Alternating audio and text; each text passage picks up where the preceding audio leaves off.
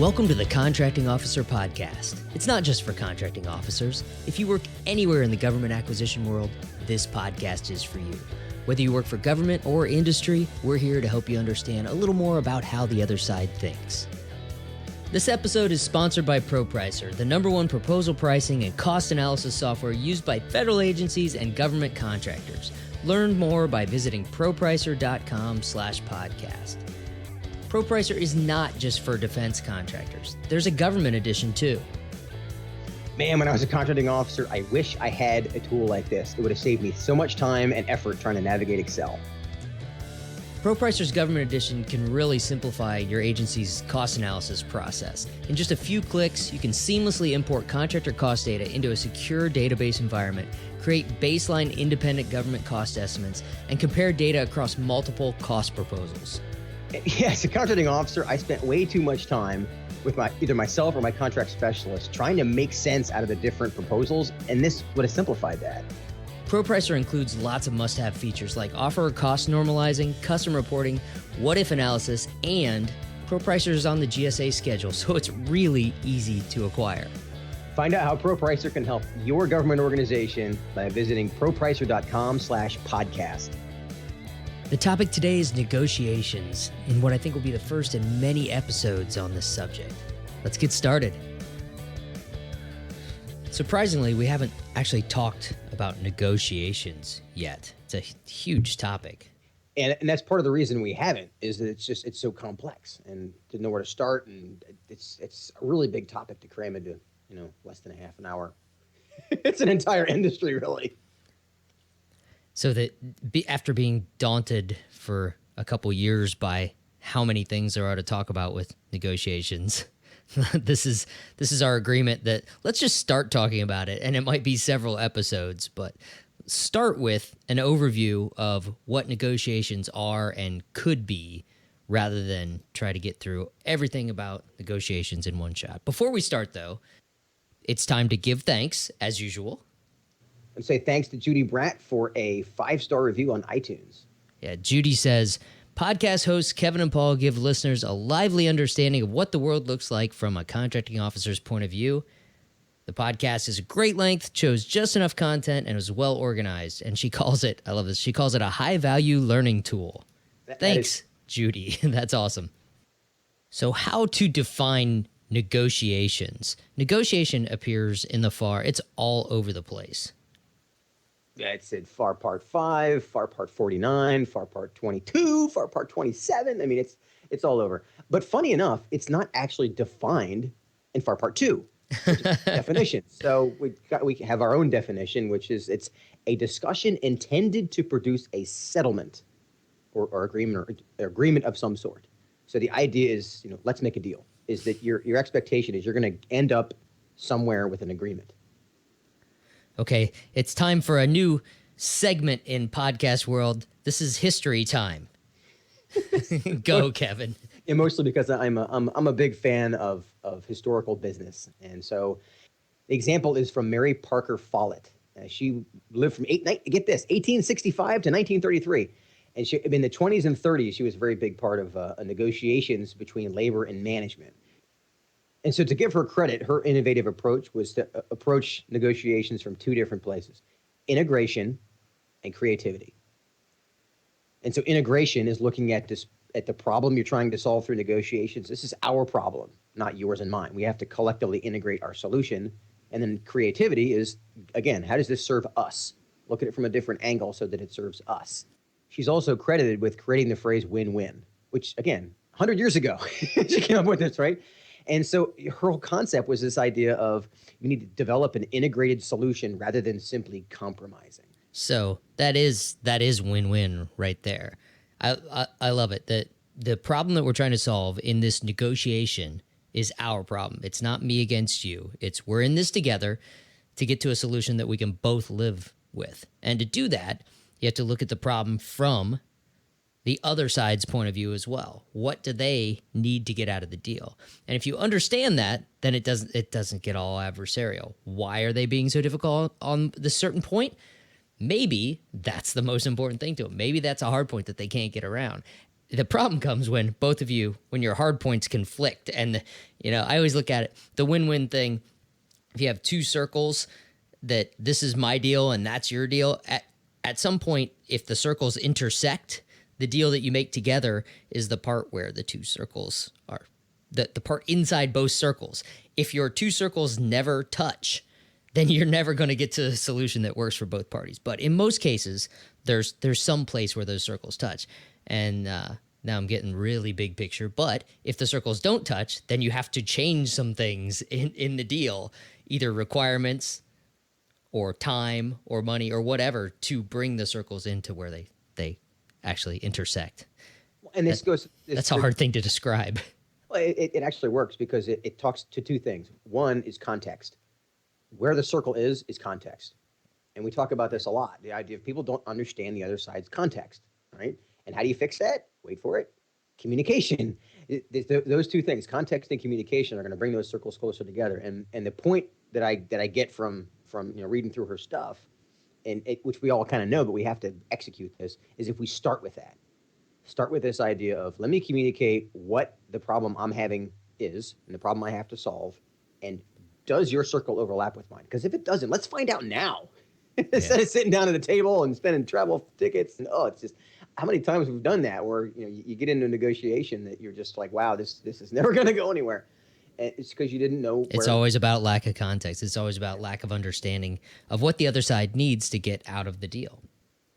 Okay, let's talk about what negotiations are and what negotiations aren't, since we're talking big picture. And this is, you could quibble about the definition of negotiations, but negotiations is a verb. I mean, it's not a noun. It's not a thing that just happens now. It's a process, right? It's where we get from here to the place where we've negotiated. And so if we go to this idea of, I'm going to come into this negotiation expecting to end at a different place than I started, that's what negotiation is. If you're not expecting to move off of your position in some way, then you're directing. You're not negotiating. It's already done. Right. And so that's what win-lose negotiation feels like. Is if you didn't feel like you moved at all, you either won or you feel like you got screwed. I mean, that's how it comes down to, right? So negotiations, it's how we move the rock. It's how we move toward a solution. And if your rock is fixed, if you're not planning on moving the rock at all, then you're not really negotiating. You want to be set up to already expect to move the rock forward toward a goal that we all can live with. There's a scene, if you've ever seen the movie Bad Santa, I like it. Lots of people don't. But there's a scene where Bernie Mac is negotiating how much of the loot his share is going to be, and he wants half. And Billy Bob Thornton's on the other side of the negotiation, and the number just keeps going down. We'll give you 10%, 15%, 17%. It just keeps going, and Bernie Mac just keeps going half, and then he ends up getting half. He had all the leverage there, but he was not negotiating. There's a difference. That's a good point, and we see that a lot. Is that if you're not expecting to move, then you're not really negotiating, right? And you can only get away with not really negotiating if you have all of the leverage, like Bernie Mac did in that particular scene. But also, in the commercial market, some companies have enough leverage and enough demand for their product that they don't have to negotiate. A prime example is Apple. No one negotiates on how much their next Mac costs. Yeah, you don't negotiate with Ferrari. They tell you what the price is. And honestly, there are. I mean, we pick on those examples in the government market. The sole source contract can be this setup where if you need it and this is what it costs, and they can prove this is what it costs, which is a whole other discussion, then that's what the price is. Yeah. The government has to negotiate fair and reasonable. Ferrari or Tesla can just say, here's the price. And if you want one bad enough, it doesn't have to be fair or reasonable. It has to be, I want that shiny new thing. And so negotiations really, it's also about emotion. It's about being heard, and it's about listening. If you're not doing those three things, again, you're just directing. You're just coming in with your demand. And that's a viable strategy. It's really, really, really difficult to execute in the government market for those reasons you just laid out. Yeah, negotiations can get very emotional, but I think if there is communication And if you have any kind of ear towards listening to what the other side is talking about and what their real needs are for the final solution, if you understand that, then it kind of helps keep the emotions away. All right, so we talked about what negotiations is. Let's talk about what negotiations is not or should not be. It's usually not as complicated as it seems. Again, especially if we communicate common goals. And I'm raising my hand here because as a contracting officer, the first few years that I was doing negotiations, I wasn't doing that. I wasn't pointing out this is what I need. This is what my customer needs.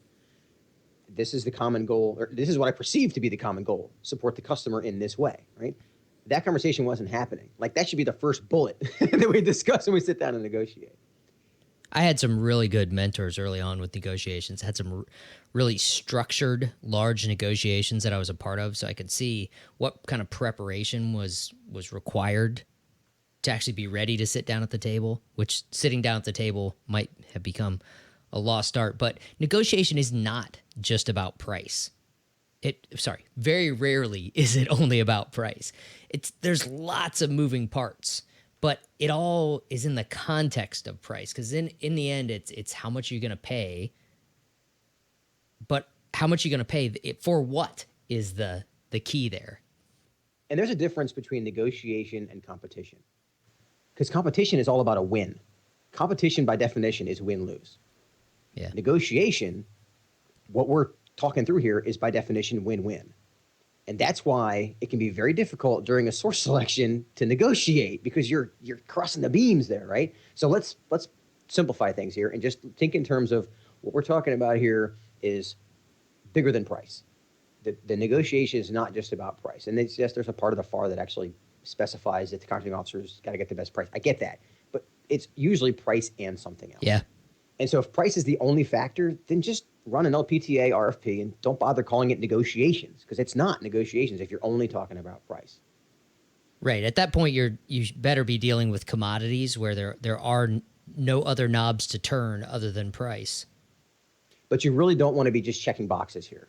That's the one thing. Negotiation is not about just checking boxes. Just because you did the weighted guidelines doesn't mean you actually had negotiations. Right. That gets back to the context piece of it there. Weighted guidelines give it's a framework for the government to use to determine what is a fair and reasonable profit for an effort. But it's not the only thing. You need to have context around those profit negotiations. Before we wrap this up, let's talk about effective negotiations. This all depends on the complexity of what you're trying to negotiate, on the relationship of the parties, on the familiarity between the parties. But in most cases, negotiations are not effectively done through email. Maybe a phone call is better. In very complex situations, maybe sitting down across the table from each other is a good way. And you don't have to sit down across the table from people. I mean, we all know that government funding for travel is limited, right? So, dude, there's Google Hangouts, there's Skype, they're free. Just right. Sitting across the table from each other is maybe difficult to do, but at least get away from email. Because, man, I suck at context in email. So I'm sure I really sucked at it as a contracting officer. So, yeah. It's tough. Let me give you two extremes of the situation you're just talking about. You mentioned the importance of context in negotiations. I have had emails from, now that I'm on the industry side, I can point fingers at contracting officers. Well, maybe not. But I've had emails that have said, the government offer is 4. Do you accept? And what? How did you get to 4? We proposed 6. So I reply, can you give me some context? Can you give me the rationale for the reduction? And what I get back is the government reduced hours in blah, blah, blah, blah, blah, and reduced the materials by this much. All right, so there's another step. At least I know where the reductions are, but I still don't know why the government thought that those should be reduced. So there's no way for me to say, yes, I can agree with that. I can reduce it. I understand your point, government. So I go back again. Can you give me more details into how and why you reduced this? And at this point, I get back a spreadsheet with reductions by WBS which is, hours across the work breakdown structure. So segregated into little packages of work. We reduced hours here, here, here, here, here, here, here, and we reduced these materials because you didn't provide support for them. So now we're farther along because I have all of the reductions that I can compare to what I thought it would take to do the job, but I really don't have the context still for why those reductions were made, right? So we've gone through several stages and we're still just throwing numbers back and forth. So now we've spent 2 or 3 weeks going back and forth and we're still just talking about numbers without either side actually understanding the rationale behind the numbers that we're discussing. And the lesson that I wish I had learned sooner in my career is that I was really terrified of writing the wrong email, because emails are forever and they're saved forever, etc. Whereas, funny enough, phone calls aren't. I mean, the phone call is not going to be something that you're going to get hung by. It's the email that you send that you word things wrong, or you don't have enough evidence, or you don't. Yeah. It's documented, right?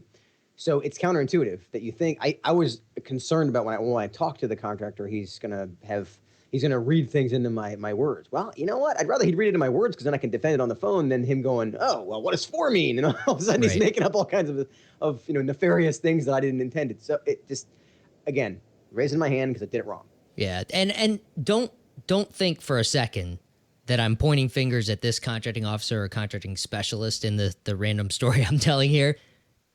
I don't expect a government contracts person, especially a junior one, to understand all the details about everything they're buying. That's why they rely on their technical experts.